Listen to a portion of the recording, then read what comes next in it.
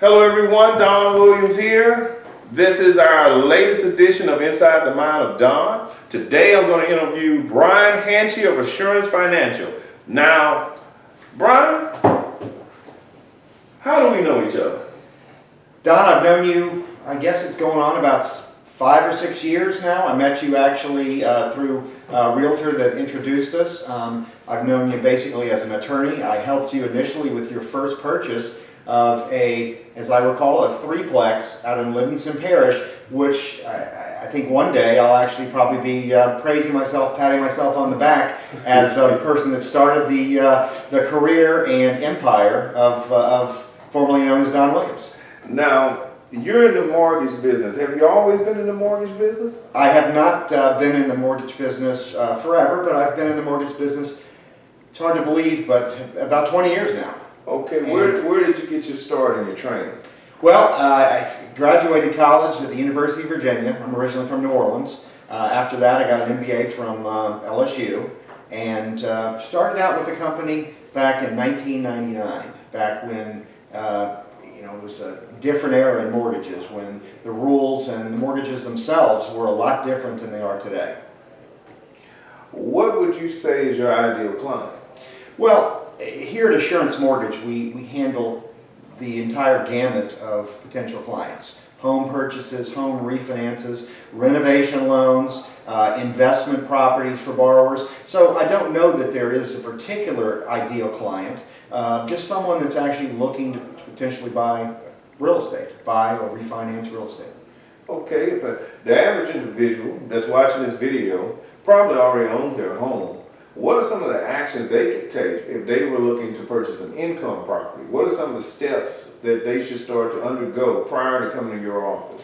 Well, obviously purchasing investment properties, starting on an investment career of owning a portfolio of investment properties, are different than buying your first home that you're going to live in.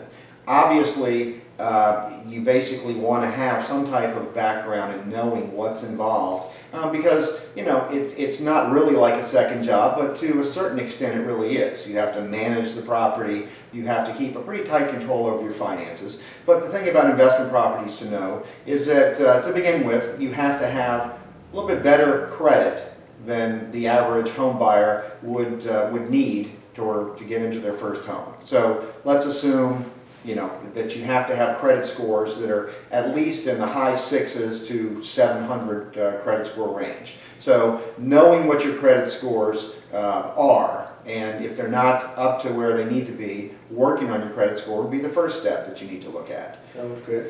Secondly, I think you need to get in touch with a mortgage professional to look, based off of what your income is, how much of an investment property you might be able to afford. And that's where we come in. We can help assist borrowers with knowing what they need to do to get in a position to buy a particular property or one that's in a particular price range or investment stream, a bucket. Well, what kind of down payment percentage-wise will they be looking at? Well, typically for most investment properties, lenders want to see a minimum down payment of at least 15%. In some cases 20 to 25%. Now there are ways which we can actually help people get into investment properties on particular types of properties. For example, without trying to divulge too much about your history, you basically got into a multi-family unit where you basically were able to put down, as I recall, 3.5% and step into an immediate income producing property as your very first purchase. Right. So there are particular situations in which either they're going to be multifamily units or other types of properties in which you can put as little down as 3.5%. But on average, investment properties typically at a minimum are going to probably require a little bit more than a regular purchase, 15%, let's say. Now, as a broker, you deal with a number of lenders to find the appropriate mortgage for that individual. Well, yeah. How many, I'm assuming?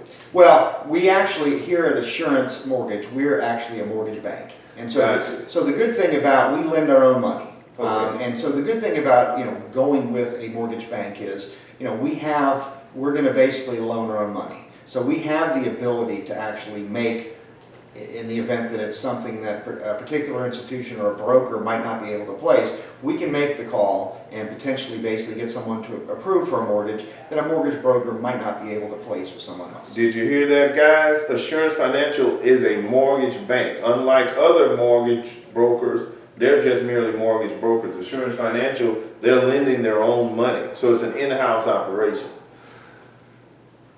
How many, now that we have the knowledge that Assurance Financial is actually a mortgage bank, how many different deals will Assurance Financial allow you to do? How many different deals could you be? How big of a portfolio could you build as far as structures before they say, okay, hold on, we got to get this one paid off? Sure. Well, as a general rule, most investment properties are conventional loans, meaning either they're backed by Fannie Mae or some other quasi-governmental entity. So they have rules that allow borrowers to purchase up to 10 properties as a conventional Say that, loan. tell them that one more time. Yeah, sure. So, typically conventional loans, you can purchase up to 10 properties through Fannie Mae, or that are backed by either Fannie Mae or Freddie Mac. Okay. Well, guys, I think that's enough. You guys will stop watching if I allow us to go on any longer. I'll see you next time.